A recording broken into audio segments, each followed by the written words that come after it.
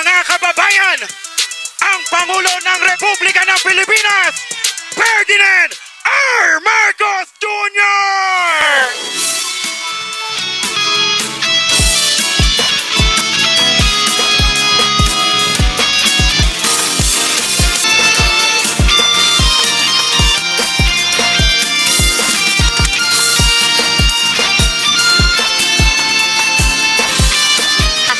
Isang masigabong palakpakan para kay Ambassador Josel Ignacio.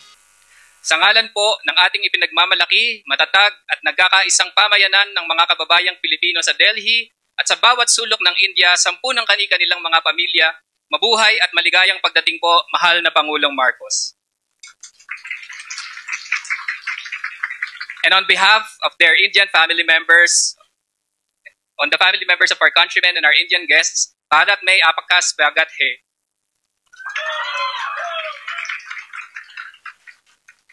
Mahal na Pangulo, sa ngalan po ng ating mga kababayan, maalab pong pagsalubong. Tunay po naming ikinagagalak ang inyong pagdalaw dito sa India sa mainit na paanyaya ng kagalang-galang na punong ministro Narendra Modi dito sa India at mapasaan man sa sulok ng daigdig. Karangalan ko pong ipakilala sa inyo, mahal na Pangulo, ang ating humigit kumulang na 2,000 kababayan dito sa India. Sila po ay kumakatawan sa kabuuan ng ating dakila at magandang kapuluan, ang mga taga Luzon, ang mga taga Visayas, ang mga taga Mindanao. Ang higit na nakararami po ay mga kababaihan, be it in the Philippines or in India or elsewhere. Our Filipino women are pillars of strength, shaping families, communities, and societies, and driving progress. We take great pride in them. We are delighted that with them to welcome you today, Mr. President, are their spouses and children. Sila po ay naninirahan, nagpupunyagi, nagpapamalas ng galing ng Pilipino sa iba't ibang lungsod at kabayanan sa kabuuan ng napakalawak na bansang ito. Sila po ay may pagkakaisa, nagbubuklod at nagtutulungan saan man sila naroroon sa pamamagitan ng kanilang mga samahan. Kapiling po natin sa gabing ito ang mga kasapi ng Filipino Community in India, FIC, ang mga kasapi ng kapihan, ang kapisanan ng mga Pilipinong may asawang Indiano sa Hindustan.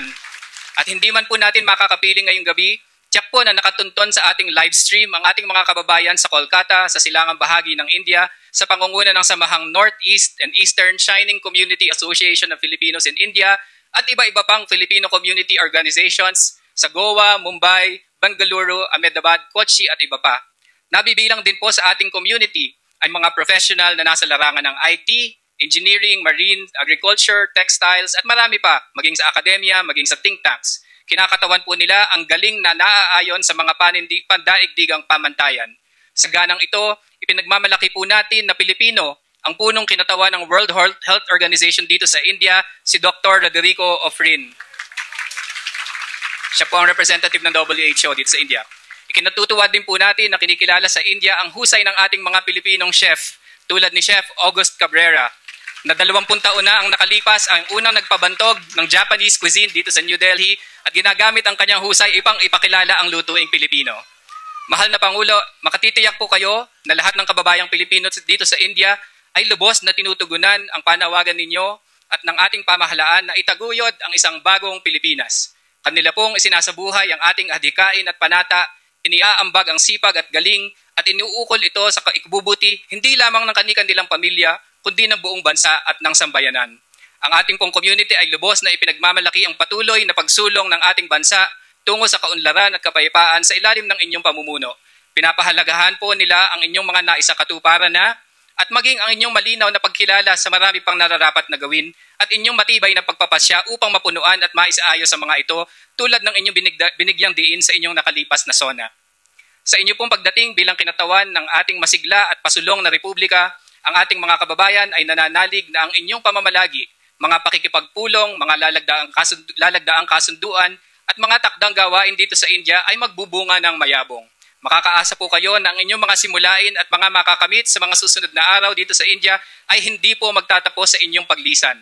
Kami po na mananatili dito, ang inyong Filipino community at ang inyong country team ay nakahandang ipagpatuloy ang inyong gawain at sususugan ang inyong pangangasiwa at mga programa para sa pag-angat ng ugnayan at pagtutulungan ng Pilipinas at India at higit sa lahat at higit na mahalaga para sa ikatutupad ng ating sama-samang mithiin para sa ikabubuti ng sambayanang Pilipino at pagkamit ng bagong Pilipinas. Mabuhay po kayo, Pangulong Marcos. Mabuhay po kayong lahat. Mabuhay po ang Pilipinas.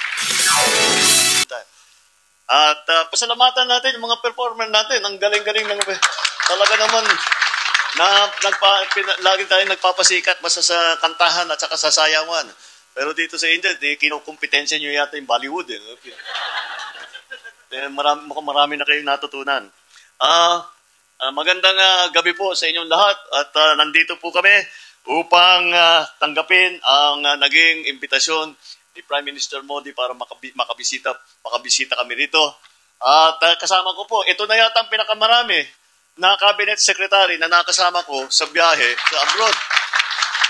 Ito ay ang nagbibigay, napapakita ko anong halaga ang ibinibigay natin sa itong biyahe na ito, itong bisita na ito, dahil marami talaga tayong iniisip na maaring gawin dito sa India kasama ang Pilipinas. Kaya pagkatapos na kumanta si Ambassador, dito lang ngayon ako nakakita ng Ambassador na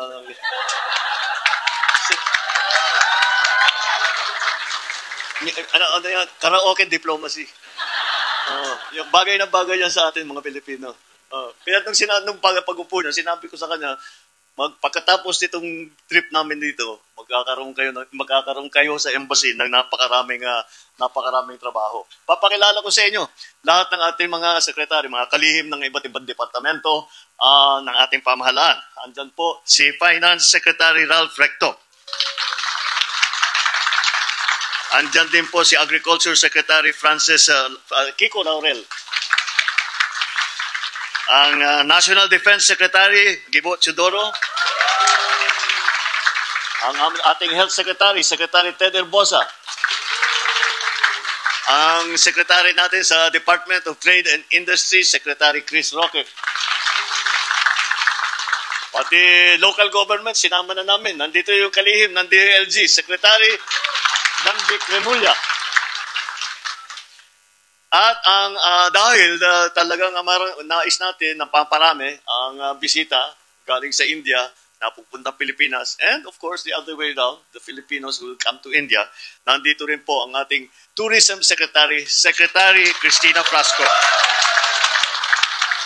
Para po sa mga bagong teknolohiya na nais natin pag-aralan dito sa India, at baka maturuan tayo, baka meron din tayo maipamahagi sa kanila na nanggaling sa ating karanasan.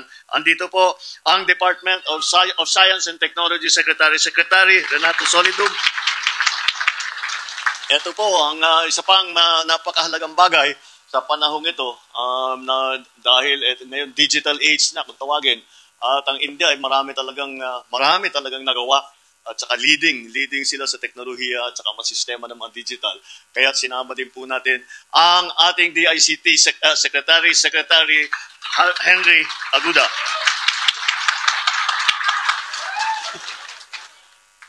At ang secretary ninyo para sa ating mga OFW, sa ating mga lahat, hindi lamang OFW kundi lahat ng mga Pilipino nakatira, nagtatrabaho sa labas ng Pilipinas. Nandito rin po Migrant Worker Secretary Hans Kakdak. At muli, nakilala na po natin ang ating ambassador to the Republic of India, Josel Ignacio. And another organization that has been created for all of our Filipino nationals abroad, ang OWA Administrator Patricia Yvonne Kaunan. At hindi naman siguro makumpleto ang aking pagbabati kung hindi ko batiin ang aking ang tawag sa Ilocano, kapisip puso. The classic translation to that is the lady who shares my pillow, the First Lady Luis Araneta Maso.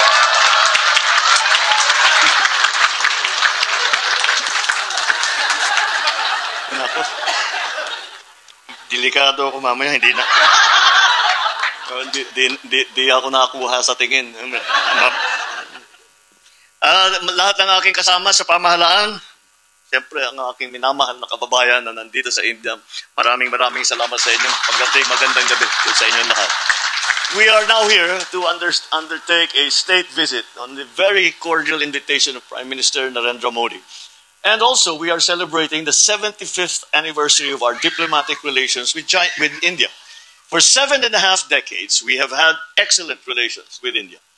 But tomorrow, this relationship is going to receive a major boost, a major upgrade, as the Prime Minister and I inaugurate a strategic partnership between the Philippines and India. This means that from now on, our cooperation will intensify further and become even more impactful in many areas that we had not explored with India before, such as defense, trade and investment, health, tourism, other areas. Napakalaking bansa ang India at napakalawak ang mga larangan kung saan maaring kapwang makinabang ang ating dalawang bansa. Subalit, saan man po tayo magtungo, ang pakikipagkamustahan sa ating Filipino community ay tuwinay pangunahin sa ating agenda. Dahil pag nakikita namin kayo, being able to meet with you, to interact with you, our compatriots is always of great joy and delight. But more than this, being with you reminds us and impresses once more upon us that our overriding mission in every foreign visit is to improve the lot and the lives of Filipinos, both in our motherland and outside of the Philippines, all around the world. Dala-dala po natin ito sa lahat ng ating pakikipag-usap at pagpupulong sa mga susunod na araw. At maging sa mga kasunduang ating lalagdan dito sa New Delhi. I understand that across the vastness of this country, we have a few thousand Filipinos, including about 200 here in New Delhi.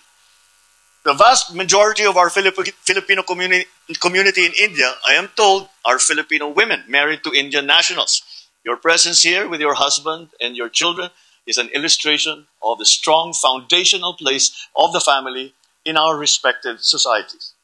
Our community also includes Filipino professionals in diverse fields such as international organizations, the IT industry, engineering, marine agriculture, textiles, the academic, think tanks. Maging ina, may bahay, profesional o anuman pong gawain, ipagmamalaki nating lubos ang inyong pagtataguyod ng napakagandang pangalan at pagkilala sa ating bansa sa pamamagitan ng inyong husay, ng inyong galing at pakikipagkapwa-tao. You have made an excellent portrait of the Filipino to the rest of the world. Even across the vastness of India, you are cohesive, you are ready to lend support to each other, to our countrymen in need, and to the work of our embassy. Most importantly, you have displayed an unremitting support for the Republic. And so I thank you for your support for this administration and its programs, and our governance towards attainment of a bagong Pilipinas. We have just crossed the halfway mark of our term, and the second chapter of our service to our people. We have done to date and are proud to say we carried out some key achievements.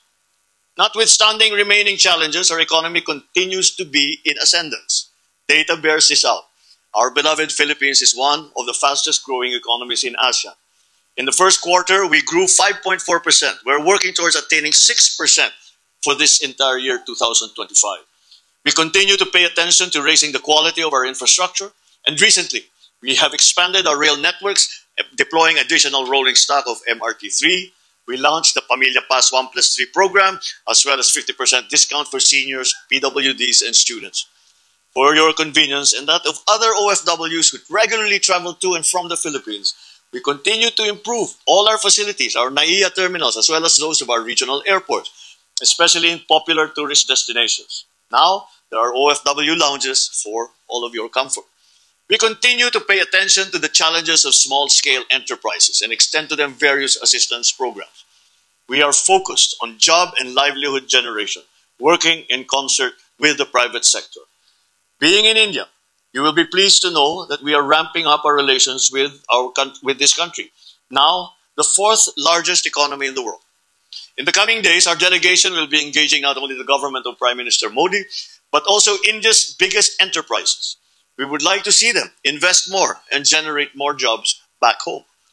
We are bridging and facilitating travel and people-to-people ties between us. Last year, our embassy launched the e-visa, which greatly eased the visa process. But we didn't stop there. we launched the visa-free entry scheme for Indian tourists last June. These will be complemented soon by the recovery of direct flights led by Air India. We are determined to expand. We are determined to expand this to other carriers and to link other cities between the Philippines and India. Certainly, our administration is committed to looking after your broader welfare. Even as we do not have a Migrant Workers Office or MWO in India, your welfare and rights are steadfastly looked after by our government through our embassy, with the assistance of our honorary consulates general in Chennai, Mumbai, and Kolkata. You will be pleased to know that as part of this visit, we will also sign the Social Security Agreement between Philippines and India. Kaya po ngayong gabi, ako ay nagpapaabot ng pasasalamat sa inyong lahat. Ang inyong pong pagsuporta ay hindi lamang sa ating administrasyon. Sa bandang huli, ang inyong pong suporta ay para sa ating bansa at sa ating mahal na republika. You are also in many ways ambassadors of our country.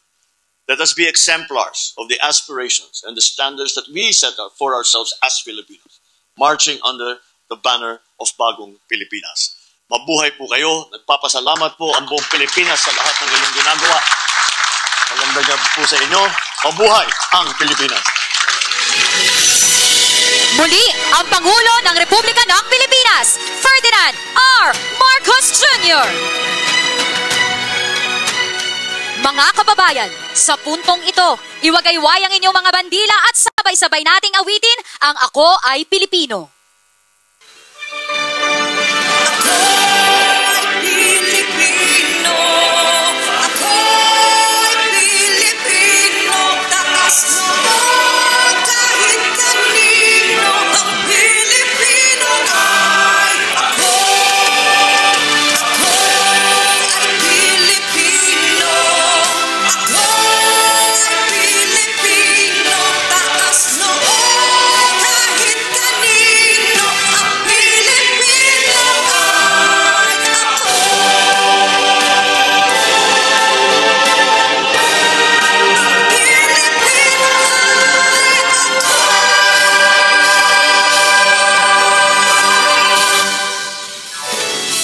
Oras na po para sa isang group photo kasama ang ating mahal na Pangulo.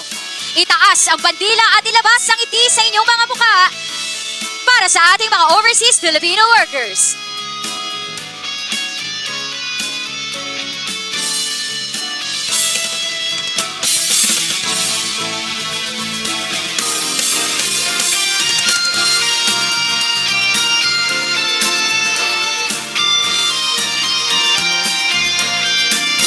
Mga kababayan, punta po tayong lahat sa gitnang bahagi ng ating venue, no? Compress po tayo. Lapit po tayong lahat.